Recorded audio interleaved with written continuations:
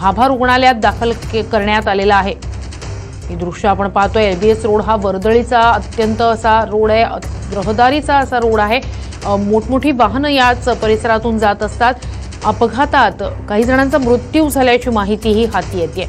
अधिकचे अपडेट्स घेऊया आपले प्रतिनिधी रमेश शर्मा यांच्याकडनं। रमेश, ही घटना नेमकी कधीची आहे आणि आत्ताचे अपडेट्स काय?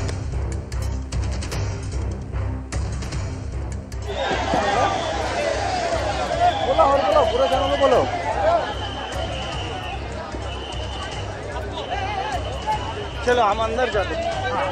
तर कुर्ला एलबीएस रोडवर बेस्ट बसनं, भरधाव बेस्ट बसनं अनेक वाहनांना धडक दिलेली आहे। मार्केटमध्ये भरधाव वेगानं ही बेस्ट बस घुसलेली। एलबीएस रोड हा अत्यंत वर्दळीचा असा रोड।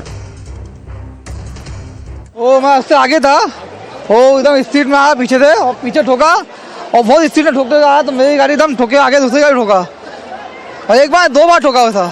धड़ाम धुलूम गए मारा तो मैं सब कंट्रोल गए, बचा के तो बचा मैंने भी, मतलब गाड़ी कंट्रोल कर, गाड़ी साइड में ऐसा लगा किया। कितने लोगों को मैं तो बहुत जन ठोकते गया, बहुत जन को ठोका उन्हें। इसमें कुछ लोगों का डेथ हुआ। थोड़ा बहुत लोगों का डेथ हुआ है, थोड़ा बहुत लोगों का हुआ है, लगेगा बहुत जन को, और बहुत से गाड़ी का नुकसान हुआ है। और मेरे पैर पे थोड़ा मार लगे, घुटने पे मार लगेला है, तो हाथ में थोड़ा मार लगेला है। अधिकची माहिती घेऊया आपले प्रतिनिधी कृष्णा सोनारवाडकर यांच्याकडनं। कृष्णा, ही घटना, हा अपघात नेमका कधीचा आहे, किती वाजताचा हा प्रकार आहे आणि या संदर्भातले अपडेट्स आता नेमके काय?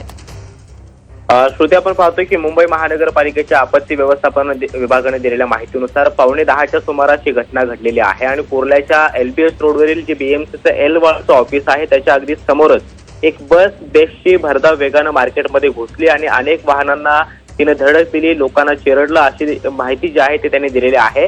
आतापर्यंतची जी अधिकृत माहिती आहे त्यानुसार जवळपास 10 जण जखमी झालेले आहेत आणि त्यांना भाभा रुग्णालयामध्ये दाखल करण्यात आलेलं आहे। शिवाय आणखी एका हॉस्पिटलमध्ये काही जखमींना नेल्याचं कळतं आहे। मात्र बेस्टचा चालक हा मद्यधुंद अवस्थेमध्ये होता असा काही स्थानिकांचा आरोप आहे। घटनास्थळी सध्या मुंबई पोलिसांची टीम्स आहेत, त्याचबरोबर रेस्क्यू ऑपरेशन सुद्धा सुरू आहे। काही जखमींना रुग्णालयामध्ये हलवण्यात येत आहे। मात्र स्थानिकांच्या माहितीनुसार या अपघातामध्ये काही जण मृत्युमुखी पडलेले आहेत अशी देखील माहिती जी आहे ती मिळते आहे। सध्या घटनास्थळी लोकांनी मोठी गर्दी केलेली आहे। अत्यंत दाटीवाटीचा असा हा परिसर आहे आणि त्यामुळे मार्केटमध्ये ही बेस्ट बस भरधाव वेगानं घुसल्यामुळे एक मोठा गोंधळ उडालेला होता। मात्र जवळपास 500 मीटर इतक्या अंतरापर्यंत ही बस धडक देत अनेकांना पुढेपर्यंत गेली आणि त्यामुळे नियंत्रण सुटल्यामुळे ही बेस्ट बस जी आहे ती मार्केटमध्ये घुसल्याचं सुद्धा सांगण्यात येत आहे।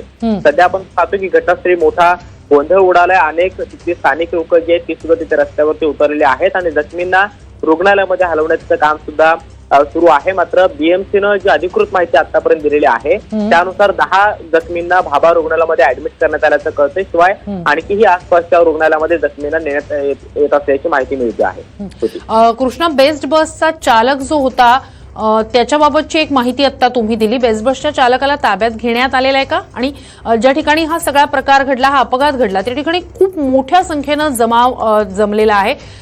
पोलिसांना त्या ठिकाणी पाचारण करण्यात आलेले, पोलीस मोठ्या संख्येने दाखल झाले आहेत आपण पाहतोय। मात्र आत्ताची परिस्थिती काय? हा जमाव तिथनं पांगवण्यात आलेला आहे का की अजूनही मोठ्या संख्येनं जमाव तिथे आहे?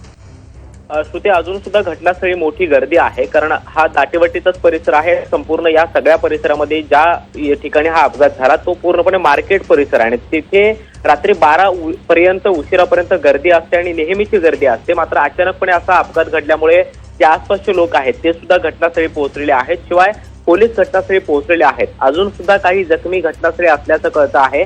जवळपास 10च्या आसपास ही घटना घडली आणि त्यानंतर तातडीनं पोलिसांना सुद्धा कळवण्यात आलेलं होतं। शिवाय फायर ब्रिगेडला सुद्धा कळवण्यात आलेलं आहे कारण रेस्क्यू ऑपरेशन करण्याचा एक महत्वाचा भाग होता आणि दाटीवाटीचा परिसर असल्यामुळे इथल्या सगळ्या परिसरातून त्या लोकांना बाहेर काढून रुग्णालयामध्ये पोहोचवणं आवश्यक होतं आणि त्यासाठी काही स्थानिकांनी सुद्धा मदतीची मोहीम जी आहे ती हाती घेतल्याचं कळतं आहे। त्यामुळे या सगळ्या परिसरामध्ये अजून सुद्धा गर्दी कायम आहे।